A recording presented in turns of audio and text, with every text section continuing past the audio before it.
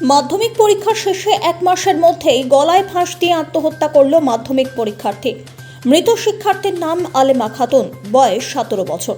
ফাঁসি দেওয়ার দুধ খাওয়া গাছের ঘটনা ঘিরে ব্যাপক চাঞ্চল্য ছড়িয়েছে।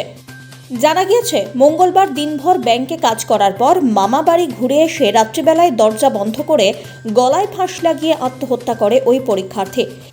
এদিকে খবর পেয়ে ফাঁসি দেওয়া থানার পুলিশ মৃতদেহ উদ্ধার করে ময়নাতদন্তের জন্য উত্তরবঙ্গ মেডিকেল কলেজ ও হাসপাতালে পাঠায়। পরীক্ষার ফলাফলের চাপ না অন্য কোনো ঘটনায় আত্মহত্যা, তার তদন্তে নেমেছে পুলিশ। অবশ্য এই গোটা ঘটনায় গভীর শোকের ছায়া পরিবার এবং স্থানীয়দের মধ্যে।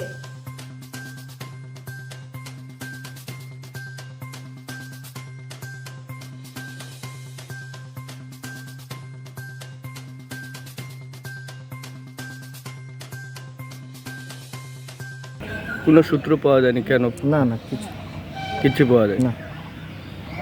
পড়াশোনা করতো? পড়াশোনা এবারে মাধ্যমিক দিয়েছে।